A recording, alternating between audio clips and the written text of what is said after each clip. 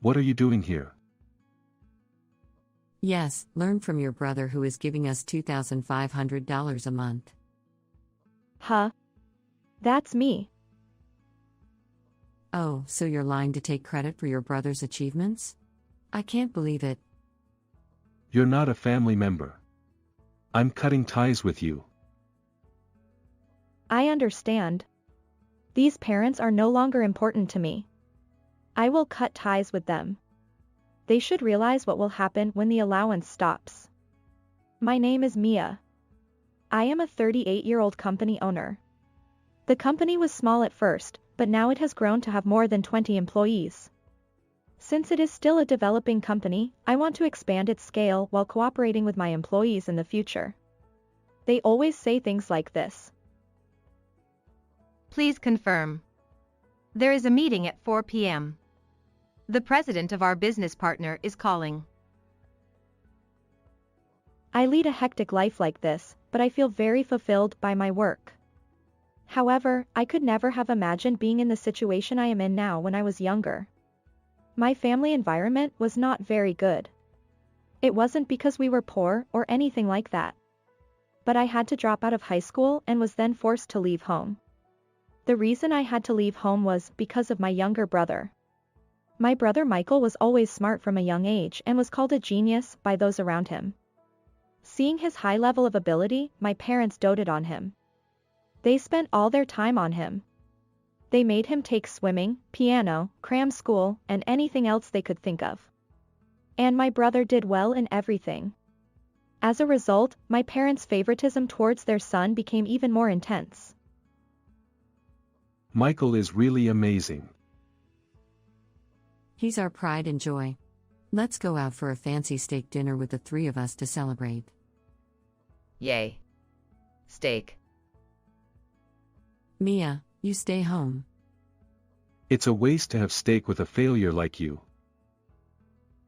My parents always called me a failure.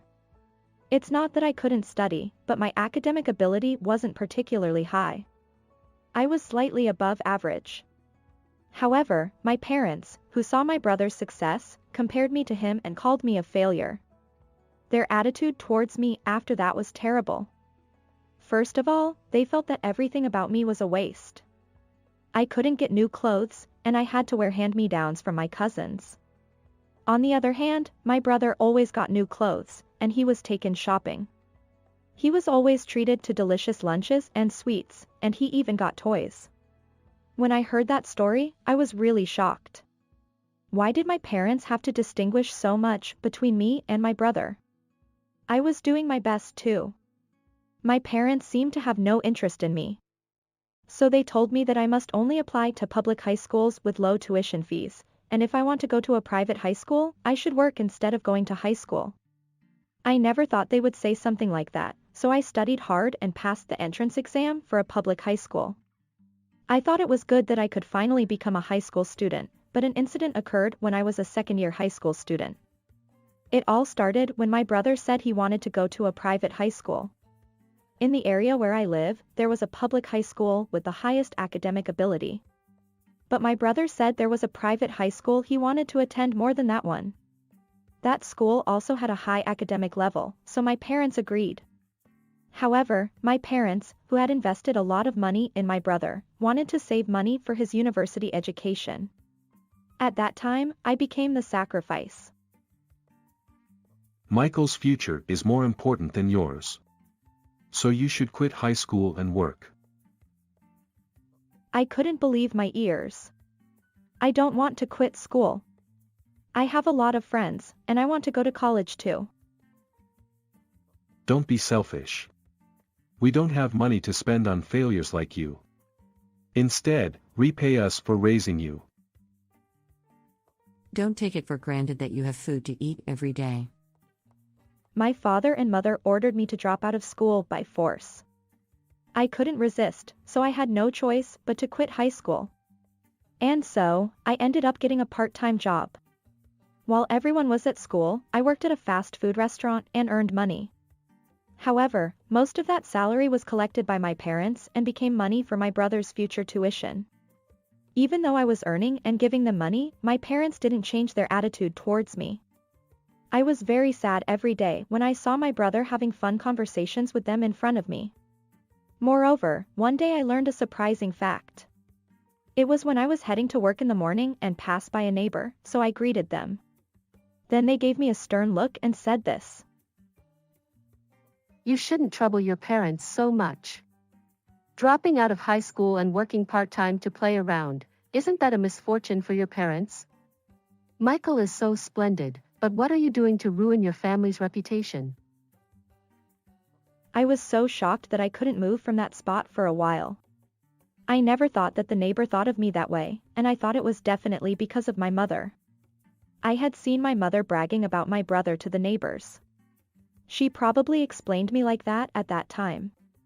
They made my problem their own, even though they made me drop out of school for their convenience. According to the neighbor, my parents were worried about how to deal with me. They treated me like a nuisance, but they didn't even know how to deal with me. At that time, I didn't want to stay at home anymore. I'm leaving this house. What are you talking about? I can't admit that you live alone. We don't have that kind of money. I'll live alone with my own earnings. I'll transfer the $350 I've been paying out of my salary every month until Michael goes to college, so I don't want to stay in this house anymore. When I said that, my parents finally allowed me to leave. Haha, we don't really want to see your face either. That's right. As long as Michael is here, there's no problem. We don't need an ungrateful and useless daughter. My parents kept saying terrible things until the end. But I got permission, so I'll take it as a good thing. I immediately rented a room and moved out. I had no money at all, so I worked part-time jobs to earn a living. When I became an adult, I started working at a hostess bar on weekends to earn more money. That's when I started to put on makeup properly. I didn't even have money to buy cosmetics until then. But here, I had to put on makeup properly to look beautiful. I asked other cast members for cheap cosmetics, and I worked hard to get them with a small budget. Then I did my own research and came up with makeup that would make me look cuter. Whether it was effective or not, I gradually started to get more and more popular and my income increased. I quit one of my part-time jobs and increased my work at the hostess bar. Since I had worked in customer service before, there was no problem with honorifics and so on. The longer I worked, the more my income increased, and I was able to save money. Then I had a certain desire. That was to go to college. As a high school student, I couldn't earn tuition fees by myself. But now that I was a working adult and my income had increased, I thought I could go to college. From then on, I started studying for the entrance exam in my free time. And a year later, I was able to pass the university entrance exam. I enrolled in a university with a school of pharmacy. The reason I chose that university was because I wanted to develop cosmetics in the future. When I was working at the hostess bar, I became very interested in cosmetics because I did a lot of research on makeup. After that, I spent 4 years going to college while working at the hostess bar to pay for my living expenses. After graduating from college, I was able to get a job at a cosmetics company. I felt like I was getting closer to my dream step by step and was able to spend a very fulfilling time. After I started working, I worked hard every day. Since it was something I was interested in, I was able to gain new knowledge every day, and it was a lot of fun. I became more and more absorbed in the world of cosmetics and achieved results in my work. Then I started to think that I wanted to make my own cosmetics and sell them. From there, I started raising funds for my startup. I worked hard every day with my dream as my driving force. There was a time when I thought I would cut down on food expenses and only eat mung beans. And then, a few years ago, I started my own company. It was my first time running a business, and I was too scared to know what would happen, but my curiosity won out. From then on, I developed cosmetics while doing my own sales. My steady efforts bore fruit, and I gradually gained more contracts. I think I was able to build up trust and credibility by carefully completing each job in front of me. At the time of the company's establishment, there was hardly any profit, but now that sales have increased considerably, I am surprised to be able to earn an income that is quite surprising even to myself. When I was thinking of continuing to work hard like this, I received a call from an unknown number. Who could it be? I had a bad feeling, but maybe it was a new business partner. I thought it would be a problem if it was a business partner, so I answered the phone. Hello? Hey, it's been a while, Mia. Wait, is this Michael? You got it. What's up all of a sudden? I was surprised when my brother called me. The last time I talked to him was when I left home. It's been over 10 years since then. I wonder why he called me now. I saw you in a business magazine. I was reading it casually and saw a face that looked familiar and was surprised. I thought. Uh-oh. I did receive an offer for a magazine interview. But I thought my parents wouldn't read it anyway, so I thought it would be okay to accept the interview. But my brother read the article at that time and found out that I was running a company. So what's up? You didn't call me just to report that you saw me in a magazine, did you? Wow, you're sharp. Actually, I want you to send money to Mom and Dad. Huh? Send money? Why me? I had a falling out with my parents. I've been treated pretty badly, so there's no reason for me to send them money. I don't want to send money. Don't say that. Actually. Huh? Dad got laid off? Yeah, it seems like they're having a hard time making ends meet, and Mom always looks sad since she got sick. Huh? Really? I was quite shaken. Even though I've been treated so badly, they're still my parents. I'm worried that my family is going through a tough time. Are you willing to send money? Well, if it's just a little bit, I can help. Great, then I'll give it to them. I'm asking for a monthly allowance of $2,500. $2,500? That's a bit too much. No, when Mom was sick, she had to have surgery and hospitalization, which cost a lot of money. And then Dad got laid off, so it's been tough. I see. I ended up accepting my brother's request and transferring $2,500 as he told me to. Even though they treated me so badly, I couldn't help but feel that I wanted to take care of my parents because they're still my parents. I wanted to help if I could improve the current difficult situation. So I sent money to my parents. It was not a cheap amount, but I was able to live as usual while sending $2,500 a month because I was running a company and had a high income. After that, I sent money to the account my brother told me to while busy with work every day. I still didn't have the courage to meet my parents. But it had been about 3 months since I started sending money, so I thought it would be nice if they contacted me soon. Maybe the fact that my parents are receiving money from me is hard to accept for them who have always denied me. They might not want to admit that they are in a situation where they need help. I spent restless days with various emotions crossing my mind. Then I thought I had no choice but to talk to my parents directly. I wanted to meet them after a long time and hear what they were thinking now. But my brother stopped me when I told him that. Well, Mom and Dad are feeling down now. So I think meeting them might be a little too stimulating. Really? But I'm sending money every month. Yeah, but there are a lot of things going on with Mom and Dad. So please wait a little longer to meet them. My brother told me not to meet my parents like that. And he didn't tell me where my parents were at all. The place where my parents used to live was a rental apartment, but it seemed that they no longer lived there after more than 10 years. My brother still wouldn't let me meet my parents. I thought it would be faster to look for them myself. So I asked a detective agency to find out where they were. My parents were living in a certain apartment. It was a high-rent apartment. Are they really in financial trouble? When I pressed the intercom, I heard my mother's voice. It was the first time I had heard my mother's voice in a long time. Who are you? I wondered if she didn't recognize me after more than 10 years. It's me, Mia. It's been a while, Mom. When I said that, my mother fell silent. Hello? Are you there, Mom? I was worried that the intercom had been cut off. Then my mother said in a cold voice, What are you here for? We don't have any money.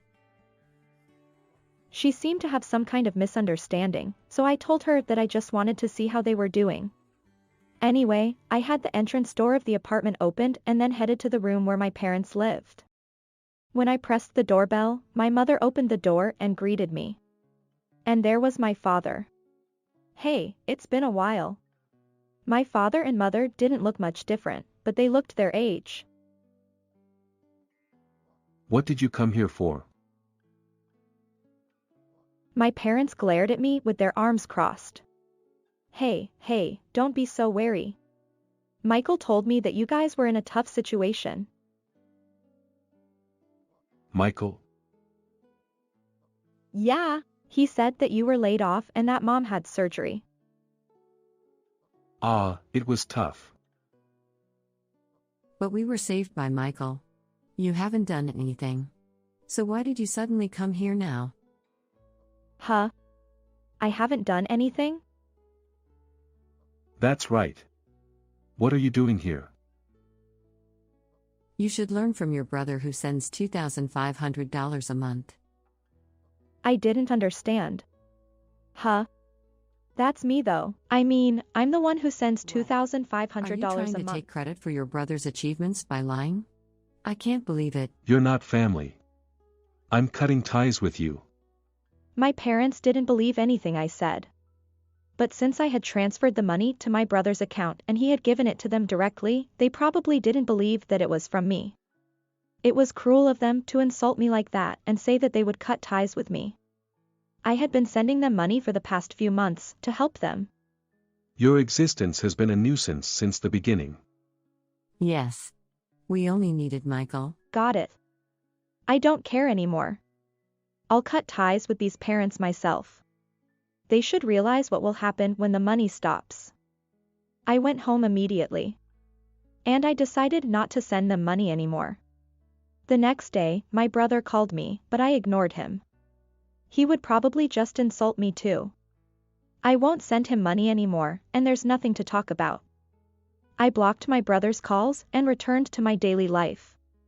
I have a lot of work to do because it's very busy. It was already the next month before I knew it. Then I received a call from an unknown number. I thought it was a prank call, but it kept calling me, so I answered it fearfully. Huh? Is that you, Mom? Yes. It's been a long time. What's wrong? Why is Mom calling me? Don't say it like that. We're parent and child, aren't we? Weren't we supposed to cut ties? I don't want to. That was, a joke. I see. They can't make ends meet because I stopped sending them money. And when they urged my brother, he probably told them that I was sending them money. If you were sending us money, you should have told us from the beginning. I did explain it like that, but you didn't believe me. But at that time, Michael said he was sending us money. Besides, Michael was living with us and paying part of the rent for that room. I see. You were living together. It seems that my brother also benefited from my money. It's your father. I can't believe Mia is running a company. You're my proud daughter. My father tried to flatter me. This is a complete turnaround. Last month, you said that you only needed Michael. Well, I don't want to be manipulated by you anymore, so I'll tell you clearly. I won't have anything to do with you anymore. I'll cut ties with you and Michael. If you appear in front of me again, I'll call the police without mercy. Don't show your face to me again. wait a minute. That's right. We can't live without your money. I've been sending you money for about 6 months, so you should have some savings. No. When we moved to a new place, we bought expensive furniture and appliances, so all the money's gone every month. I see. Then sell the furniture and pay the rent. Anyway, I won't have anything to do with you anymore. Bye. Oh, wait. I said that and hung up the phone and immediately blocked their calls. According to what I heard from relatives, my parents and brother were begging for money from relatives. I suddenly wondered if my brother, who was good at studying, couldn't produce results at work. When I asked a relative about it, it seemed that my brother couldn't get a good job. Moreover, my proud brother failed at work without listening to his boss and quit the company because he couldn't bear the cold looks from his surroundings. After that, he worked as a part-time worker and earned about $700 per month. He couldn't tell my parents about it because of his pride, so he put the money I gave him into my parents' house as if he had earned it himself. Well, even if he did that, he would eventually be exposed, and it's all his own fault. I'm going to forget about my parents and brother and keep moving forward with my life. My current family is the employees who work for my company. I'll work hard today to protect their lives. Thank you for watching until the end. If you like, please subscribe to my channel. Let's meet again in the next video. How was this story? Please also, subscribe to my channel. Well then, let's meet again in the next video. To you who live overseas, American property is meaningless, isn't it? You have your grandparents' old shack, and that's enough for you. After my mother passed away, I returned home for her funeral only to find out that my sister had already decided how to distribute the inheritance without consulting me. I was given the old house that my grandparents used to live in, with no say in the matter. When I went to see it, it was in such a state of disrepair that it was barely livable. Even if I wanted to dispose of it, it would cost a considerable amount of money. Still, I thought of it as my grandparents' house, which my mother cherished, so I started cleaning it up.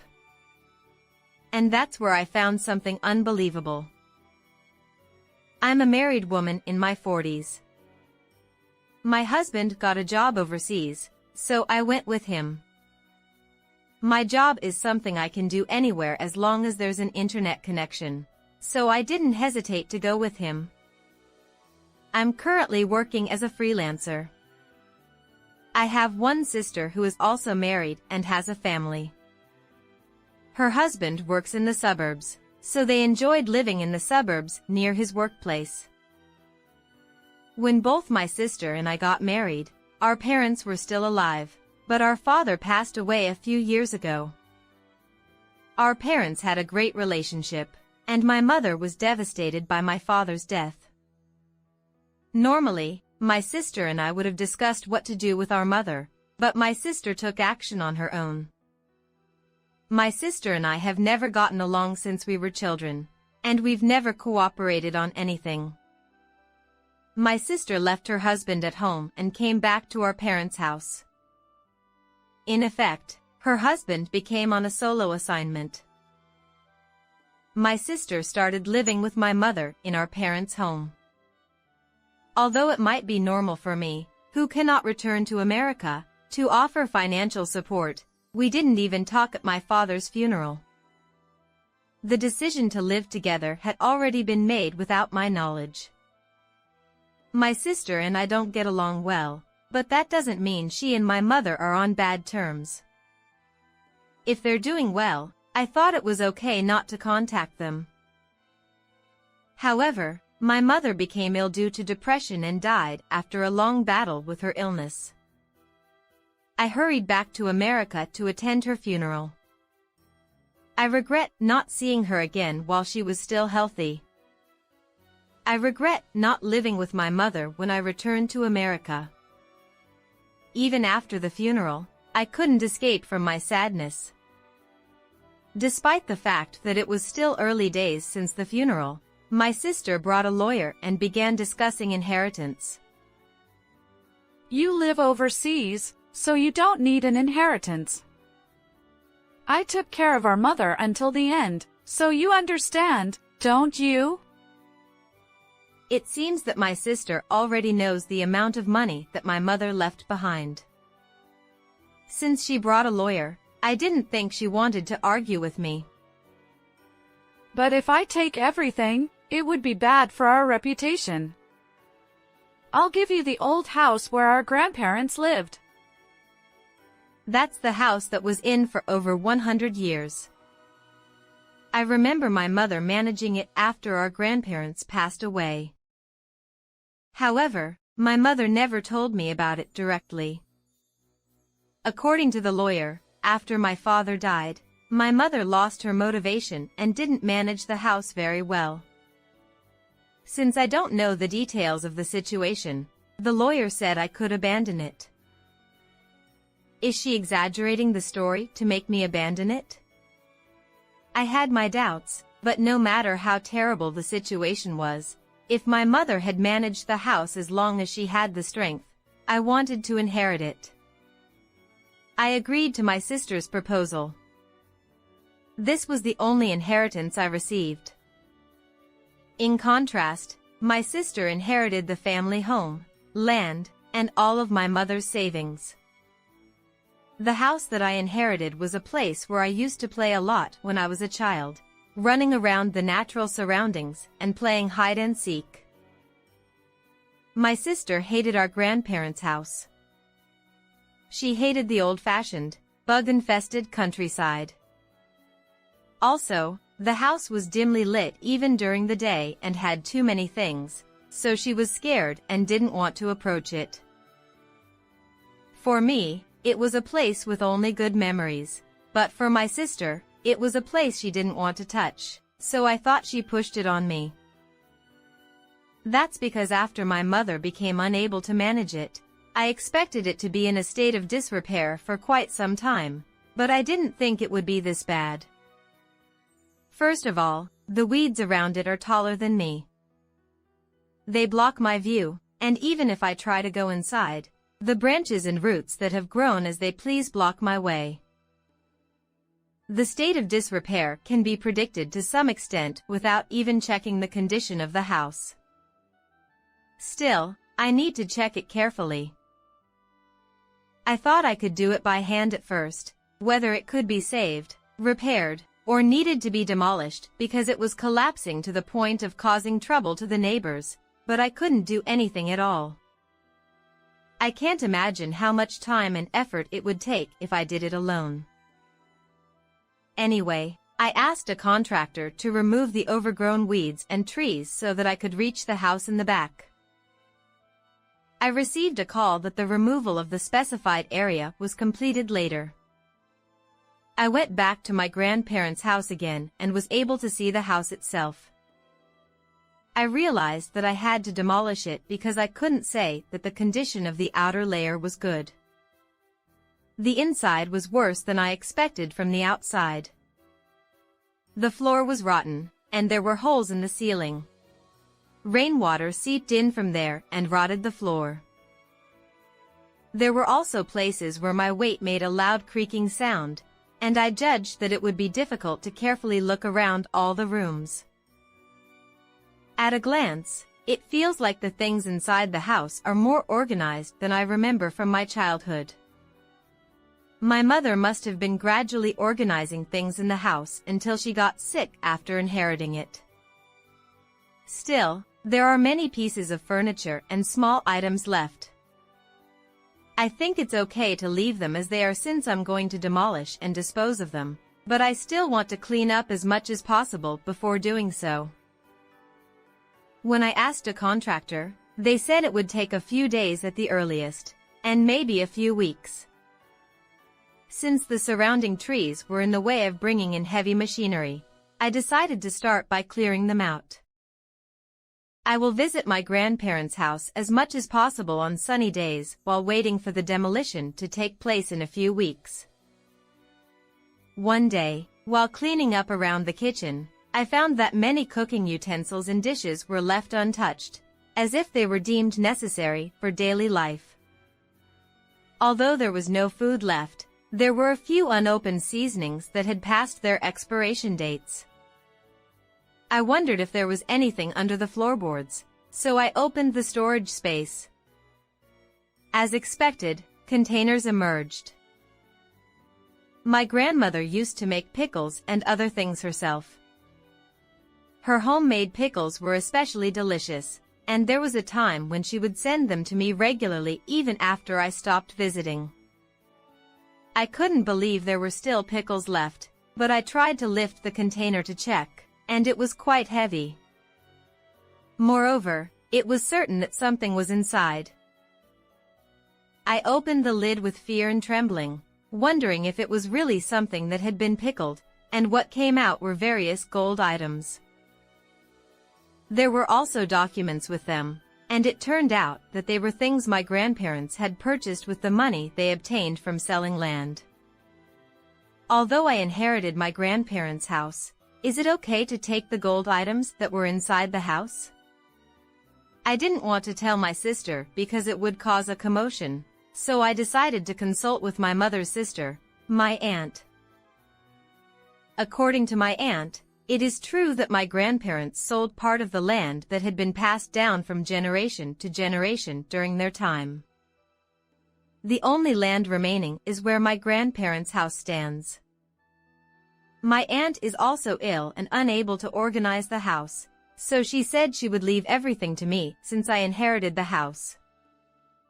As for the gold items, she said she would give them to me as a hassle and inconvenience fee if I took care of everything. Actually, it costs tens of thousands of dollars to demolish the old house. It doesn't work to say that I will pay from the money I get from selling the land, so I decided to accept my aunt's proposal. Since gold is currently in high demand, I will use the money I get from selling the gold items to pay for the demolition costs, removal of weeds around the house, and disposal of unwanted items inside the house. I got more money than I expected when I exchanged the gold items for cash. On the day of the demolition, I decided to watch until the end. For me, it was a memory of my grandparents from my childhood, and for my aunt, it was also the house where she was born and raised. My aunt, who was watching next to me, said quietly, "I'm sorry, I left it like this until it became so dilapidated." I told my aunt, "That's not true. I'm sure Grandpa, Grandma, and Mom would say thank you for seeing it through to the end," and she said it was good that her niece inherited it in the end. Just that made me feel relieved that I had accomplished what my mother had left undone. When everything was settled, I returned to my husband waiting overseas. The following year after my mother passed away, I returned temporarily with my husband for a family gathering. It was the first time I met my sister since the one-sided discussion about inheritance. After everything was done, my sister asked me, "What happened to that old shack?" I explained that I had no reason to hide it and that I had demolished it and sold the land. The land where my grandparents' house stood was quite spacious when it was cleared, and a buyer was found immediately. Then my sister's expression changed, and she said, "I didn't hear that story." She demanded that I give her half of the money if I sold it and turned it into cash. "If I knew that such a dilapidated house could be turned into money, I wouldn't have let you inherit it," she said. It's true that a dilapidated house alone wouldn't be worth much. It's the result of investing the appropriate amount to turn it into a profitable piece of land. However, I didn't say that I had exchanged the gold items left by my grandparents for cash and used them to pay for the expenses. If I did, she would demand that I give her that portion as well. I firmly refused my sister's request. It was an unequal inheritance from the beginning. I don't think I have to share the money I earned from selling it successfully with my sister. If she wants half, she should give me half of what she inherited first. However, my sister, who apparently couldn't forgive me for expressing my opinion, began to say unjustly that I had obtained the money without permission in front of other relatives. When my aunt heard that, she protected me by saying that she was the one who asked to close the family home. She completely took my side and refuted my sister, who then lost her temper and pushed my aunt, saying, Outsiders, stay out of this. Don't interfere in the sisters' conversation. My aunt dodged and fell down.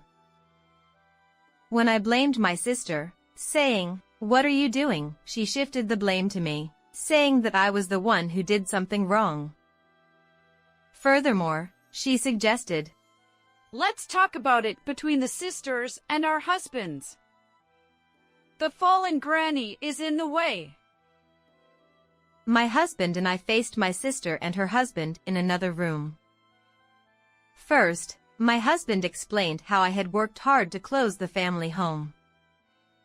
I stayed in the United States until the sale of the land was completed, leaving my husband, who couldn't return home for a long time due to work, behind. It was good that a buyer was found earlier than expected, but if not, there would have been additional hassle of returning home frequently. Although it is a job that can be done anywhere as long as there is an internet environment and a computer, it is not so easy to have my convenience prioritized all the time.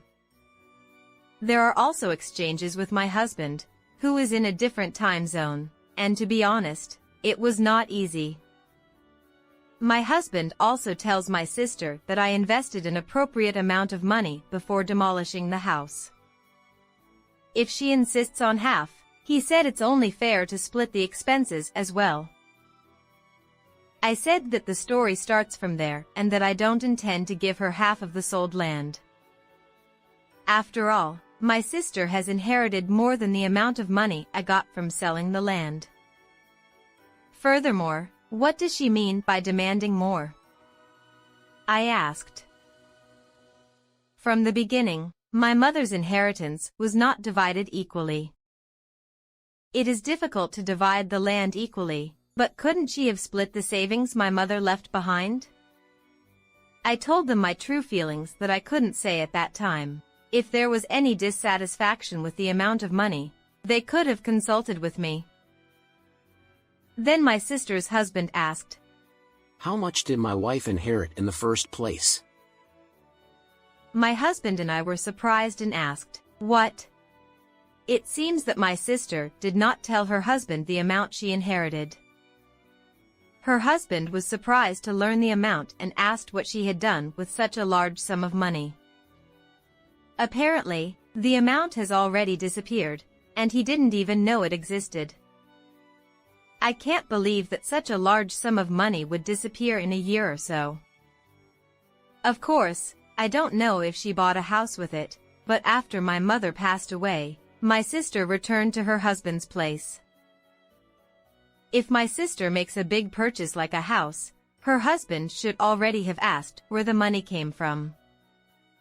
At first, my sister tried to dodge the question or change the subject, but her seemingly gentle husband pounded the table and questioned her, so my sister, feeling fearful, confessed in a mosquito-like voice that she had used the money to pay off her debt. Furthermore, since there is still an outstanding balance, she seems to want the money I received from selling the land. What kind of debt is it that can't be repaid with that inheritance amount? If I listen carefully, it seems that she lost a lot of money in illegal gambling and the debt ballooned to the point where she could buy only one house.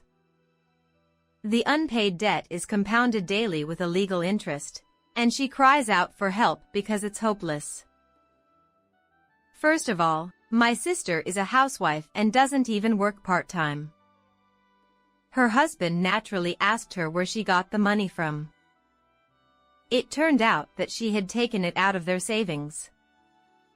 He checked the balance in a hurry, but it was zero, and her husband was furious that it had been used without his knowledge.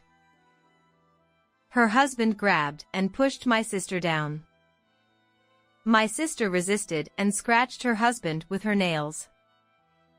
It developed into a small brawl and was subdued by relatives in another room. My aunt confronted my sister, saying, "You've been taking things of value from your parents' home, haven't you? Your mother knew about it. And since there's no time left, she asked you to contact the other daughter, but you didn't do it."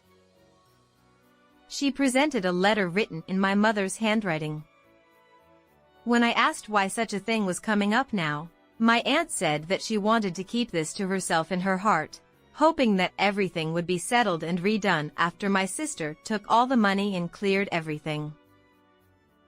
However, she had the disgusting thought process of wanting to squeeze more money out of the inheritance and not rehabilitating. My aunt confessed to my sister, hoping that she would realize how terrible she had been. There were also ancestral heirlooms that my mother had cherished among the things my sister took out and exchanged for cash. Later, my sister was unilaterally divorced by her husband. He demanded that she agree to it, or he would claim the entire amount she had embezzled. However, immediately afterward, a document demanding compensation for damages arrived. The debt she incurred from the dangerous gambling she did was borrowed from a really dangerous place, and I heard that she is being chased no matter where she goes. My sister, who has never worked properly, started working part-time, but she can't repay the debt with such a job, and she is being threatened to do a dangerous and profitable job. If she does that, she will be convicted immediately. It's my sister's own fault that she can't handle money that is appropriate for her income.